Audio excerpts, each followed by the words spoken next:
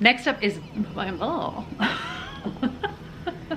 So a book that I just read that I have not recorded my wrap up, and then they don't. And that's not his name. Campus Killer. Yes, Campus Killer. And just when I thought it was such an insane plot, it's like, whew, it redefined the word insane. So this is the one that he wrote, this is the one. So he wrote this book. Hi everybody, it's Audrey and welcome back to Chapter and Converse, and welcome to a bit of a book recommendation video.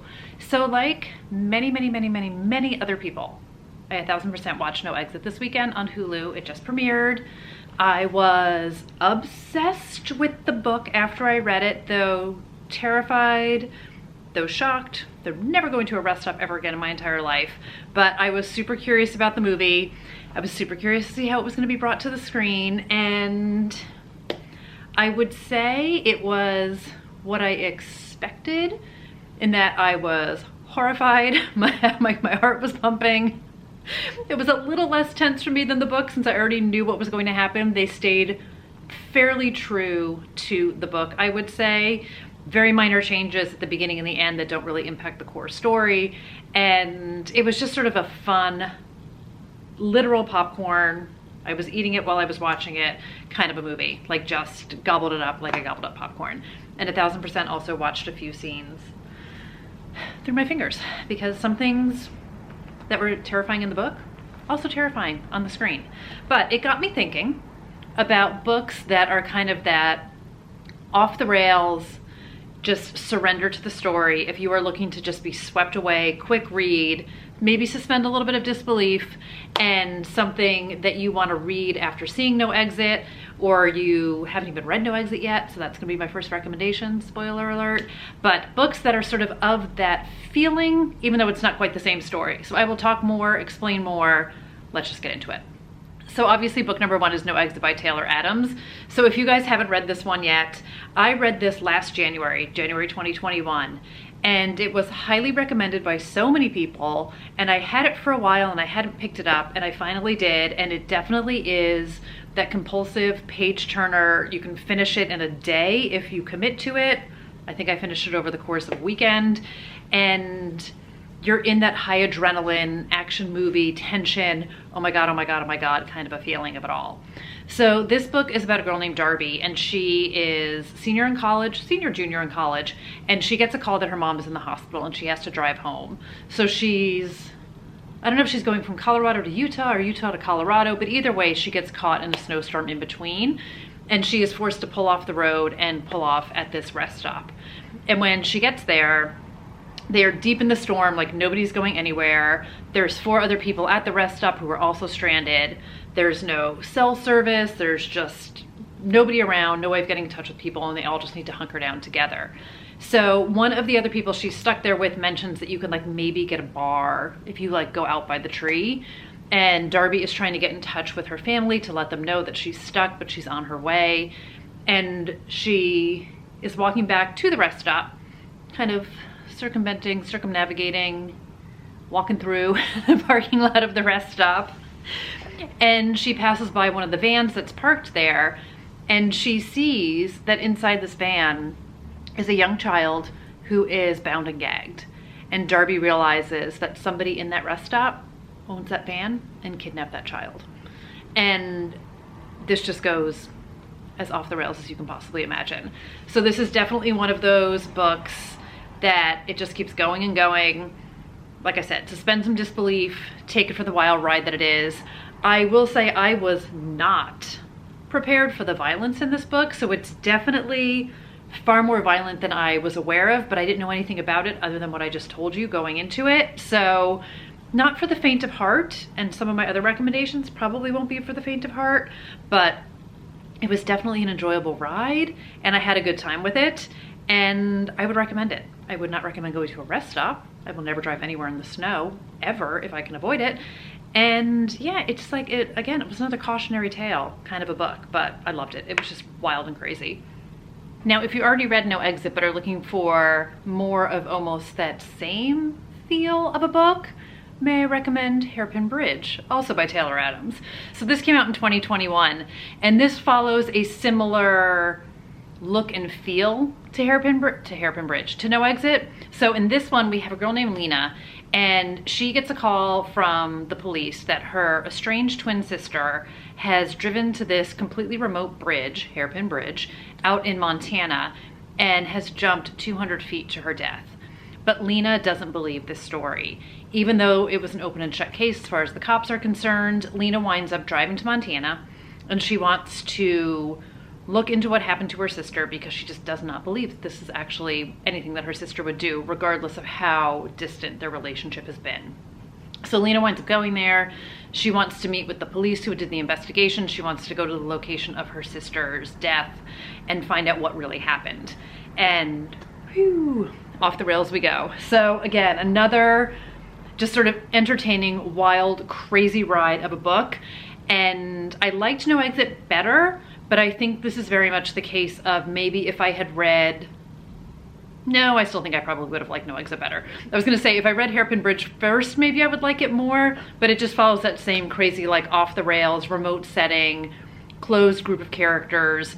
In this book, we get past and present timelines, so we do get her sister leading up to, and like her sister who died leading up to her death, and then we get Lena in the present looking into her sister's death. So different but similar feelings in this one. I very much liked the sister connection, and yeah, just be prepared for some crazy. So one of the first books I thought about on the wild ride vibe is The Chain by Adrienne McKinty. So I own this book, but I'm going to be honest with you guys, I can't find it. So part of the problem of having like a triple stacked bookshelf is I can't find stuff half the time. So I have it. I read it when it came out. And this book, this is crazy because this feels like two totally different books in one. And it starts with the phone call. So I love the premise of this book. So in this book, a woman gets a phone call and they tell her, we have kidnapped your child, we have your child. And the only way for you to get your child back is you need to kidnap somebody else's kid. And then when that's done, and then you have to tell them that they have to kidnap someone to get their kid back, it triggers the chain. Crazy. So it puts regular people and regular parents into these completely insane circumstances. It is a dark, twisted, messed up game that these people wind up getting, not involved in by choice, but getting involved in. So it's like parents' worst nightmare. What would you do? Like, you can't call the cops, the lengths you would go to save your children, to save your family. Why me? Like, how do you kidnap a kid? Like, what do you even do? How do you put another parent through what you're going through? It's like all the questions. So I was gripped. I loved it. It was completely such an insane plot. And just when I thought it was such an insane plot, it's like, whew, it redefined the word insane.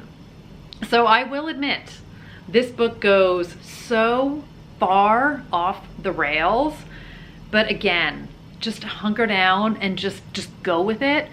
It doesn't end the way it starts, in the sense that I do feel like we get completely like different types of vibes from the books, different types of action, different types of complete insanity. But if you just surrender to the fact that this is crazy, and you know it's gonna be crazy, and you're cool with it being crazy, I think you could 100% enjoy this book, because it's completely crazy. And I loved it. I loved it. When I first read it, I was like, what is happening here? And then I felt like I feel like I went through like multiple steps. Like, then I was angry about it. It was like I was going through steps of grief. Like, then I was mad that it was a different book than I thought it was gonna be. But then I accepted that it was, and then I started to feel okay about it again. So I definitely rode all the different waves that you could possibly ride in a book, but I had a good time with this book.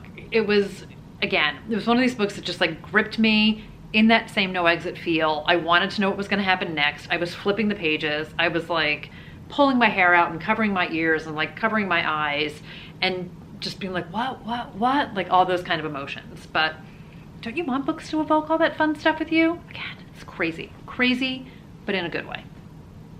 The next book is one I haven't talked about too much on here because I read it long before my booktube days, and it's The Last Mrs. Parish by Liv Constantine. So this is their first book. This is Lynn and Belle Constantine are sisters in real life, and they write together, and this remains my favorite of their books. I've read a couple of them. I still think this is their best work.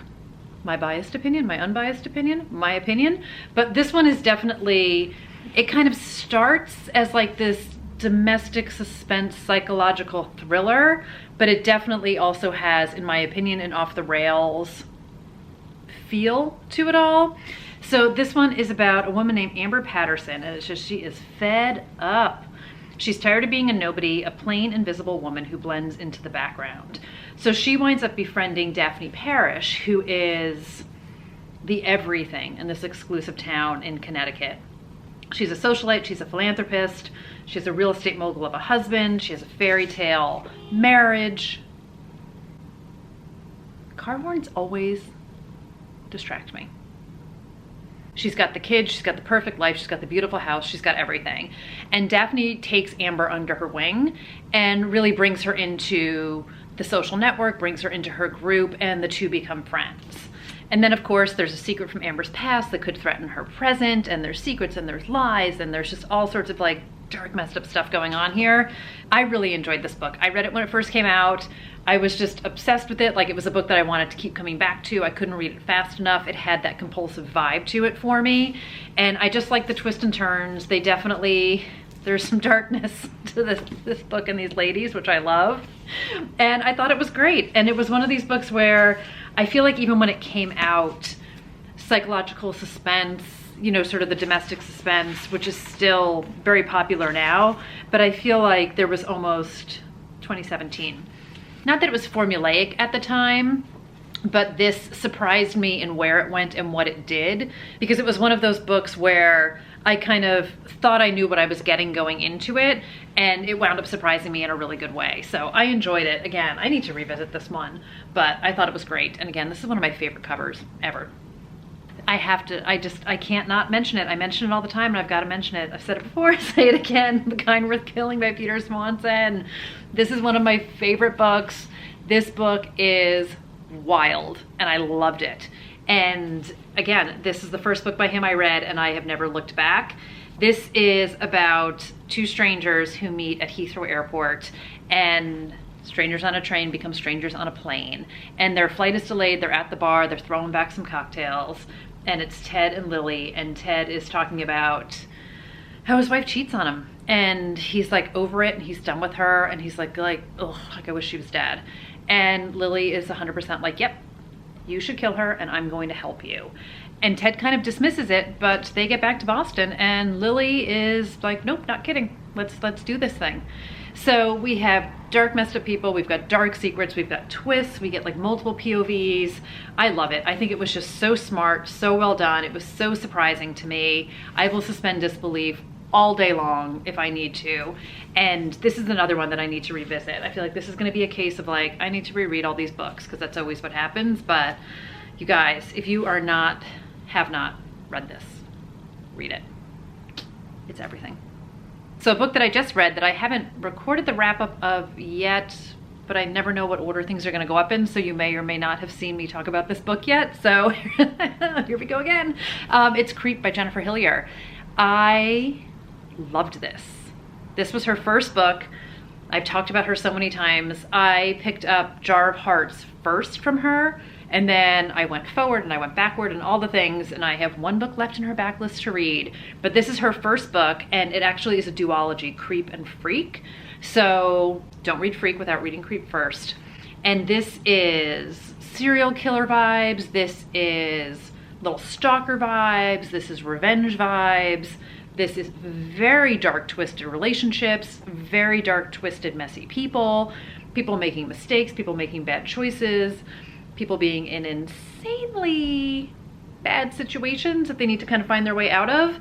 And I just ate it up so much. And I have always thought Jar of Hearts was super dark, and it is super dark. I love how dark this is too. There were moments in this book, multiple moments, where I was like,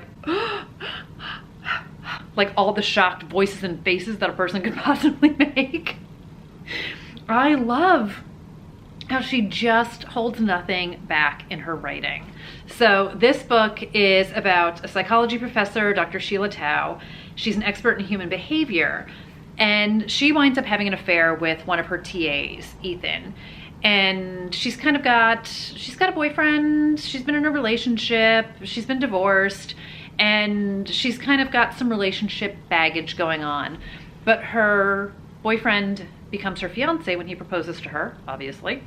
And that's when Sheila's like, I cannot do this anymore, Ethan. Like, I'm getting married. This was a mistake. We are done.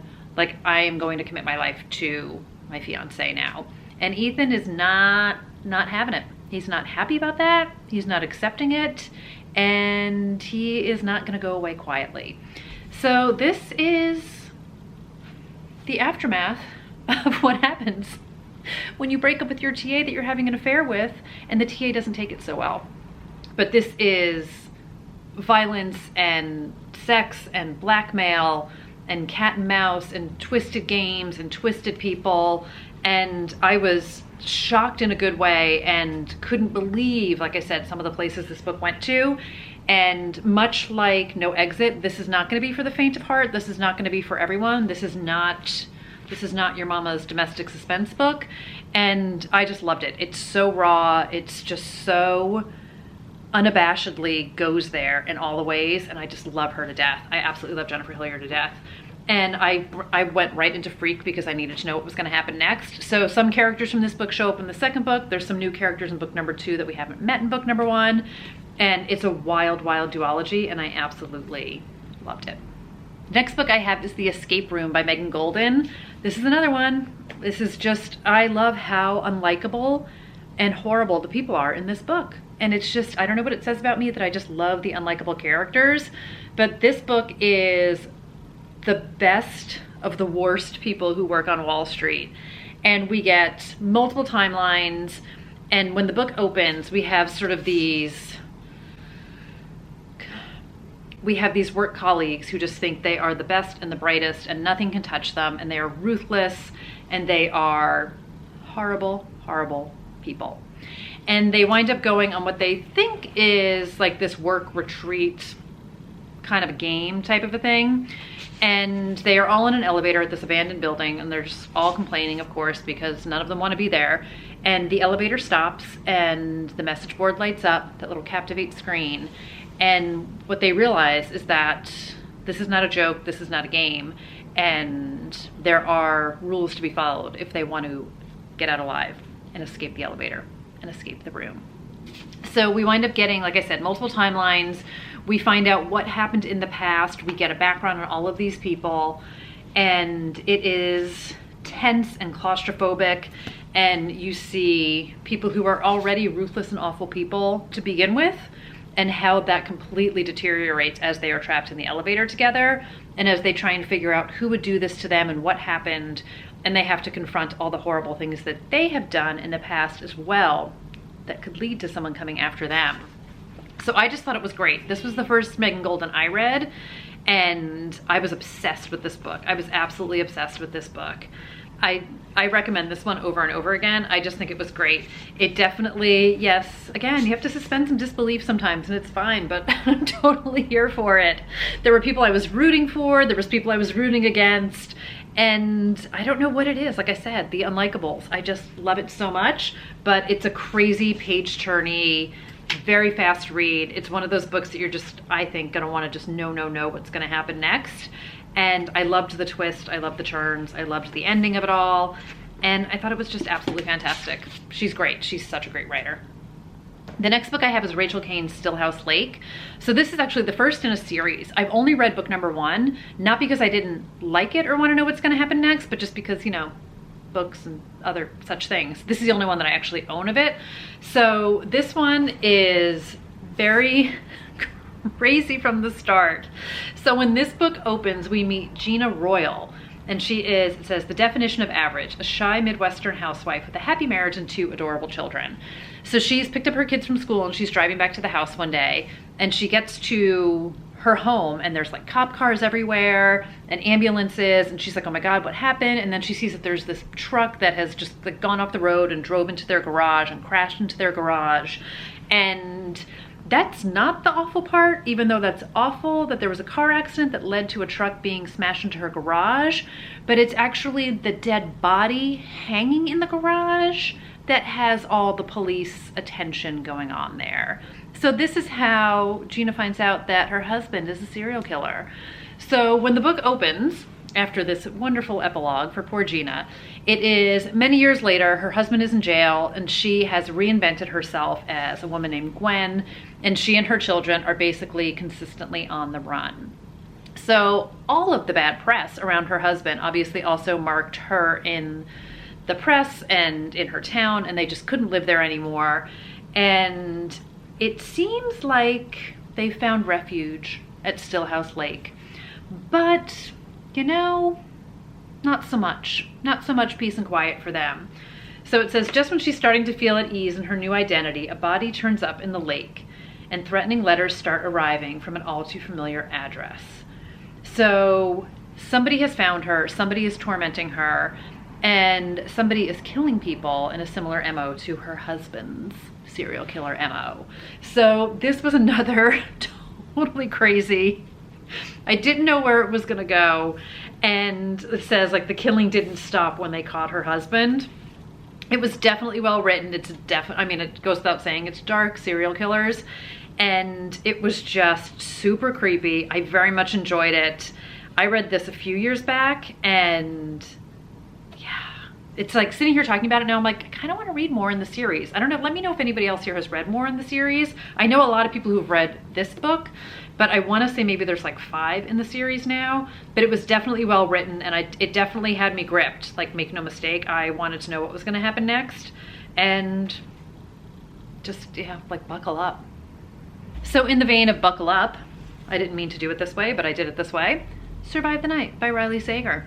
So this is his 2021 book, and this is a guy, a girl, a car, one night. You have to survive it. So this is his sort of, I don't know if it was intentional or accidental, Little Red Riding Hood homage as well.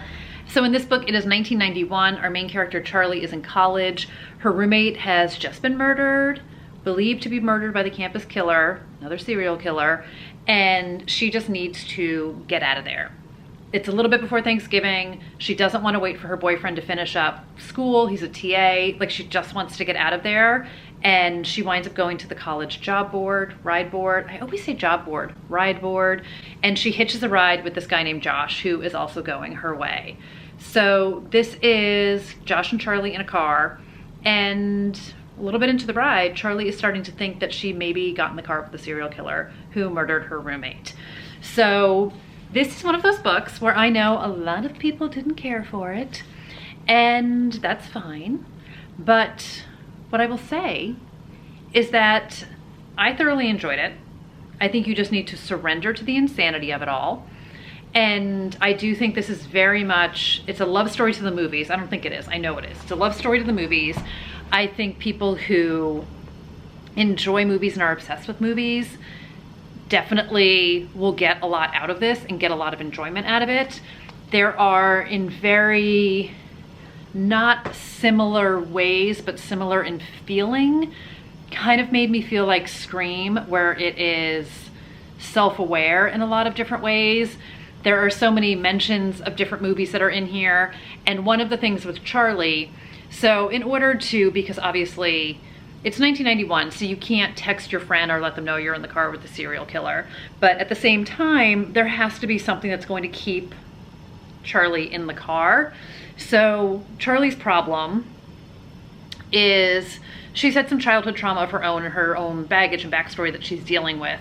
And her way of coping when she becomes extremely stressed, extremely freaked out, is literally like a switch in her mind flips, and she starts to see her life as a movie, and she gets lost in it. So Charlie can't distinguish between reality and fantasy a lot of the time, so it makes her unreliable. She starts to doubt herself. We're not sure as the reader what's true and what's not. We're seeing Charlie's point of view, but you don't know what you can and can't trust. And I loved it. I have talked about it before.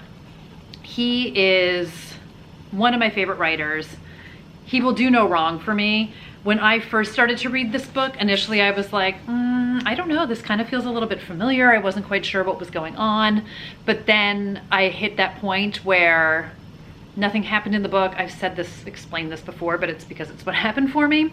It's not that a specific thing happened in the book, but I sort of understood what he was doing in his writing, which doesn't make any sense, but if you know, you know. And not that I figured out the twist. It wasn't that I figured out the twist, but I gave into it. I hunkered down for the ride, again, no pun intended, and I really just enjoyed it. And then I loved the ending of this book. I thought it was so well done, but it's definitely a book you need to surrender to and just go with it and just let it take you where it's going. I would recommend reading it and not listening to it. I've heard a lot of reviews of people who listen to it, and I think there are definite nuances that people miss from listening that you get when it's on the page, or you get differently when it's on the page. But again, I will always recommend his books, and I think it's very similar in the vein of off the rails, kind of crazy fun. And if you love movies, I think you will love it 10 times more because there's just so much love for movie in this book. The next book I have is Verity by Colleen Hoover. So this book follows two writers. So we have Verity Crawford, who is best-selling author. She's written a bunch of series. She's like super famous, super rich, super. She's got the perfect husband. She's got the kids, all of it. And then we have a woman named Lowen, who is a struggling writer who needs a writing gig and is trying to make ends meet. And she winds up getting a call to basically ghostwrite, finish writing Verity's series, which she has outlined because Verity has had an accident and she can't physically finish the books right now while she's in recovery. So Lowen winds up going up to their house, going through all of her files and starting to put the book together. And while she's doing that, she stumbles upon this autobiography that Verity has written, and she starts reading it. And Lowen is starting to wonder what she's gotten herself into. Who is Verity? What is this life? What is going on here? You guys, this one is nuts too. This is my first and only Colleen Hoover that I have ever read.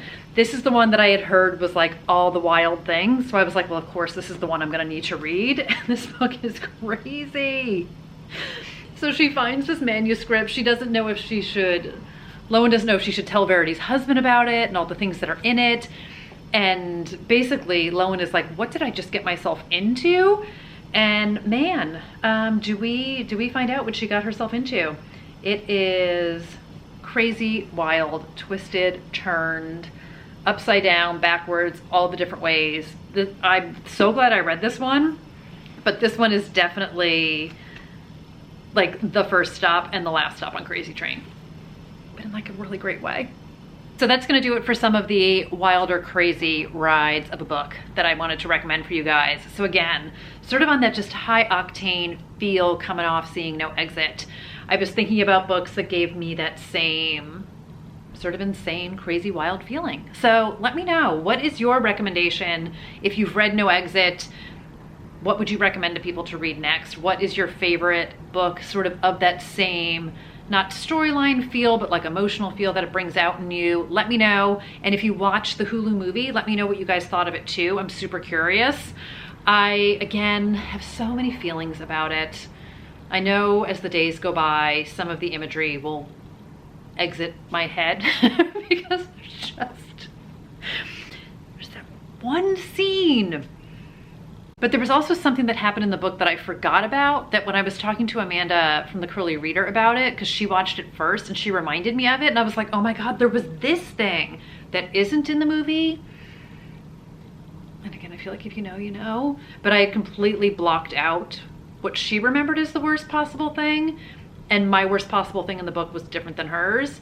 So yeah, it's I don't know how I can watch Scream 1, 2, and 3 over and over and over again. It'd be completely fine, but this movie completely freaked me out. So yeah, there you have it. Anyway, thank you guys if you've been here, if you've made it this far into the video. And if you like videos like this, like book recommendations and stuff, let me know down below. Give it a thumbs up. That certainly helps me know that this is stuff that you guys like to watch. So I will see you guys in another video. I'm also gonna take a very deep breath because I've been talking at like a rapid fire pace. But I will see you guys in another video really soon. And until then, take care everybody. Thanks for hanging out. Bye.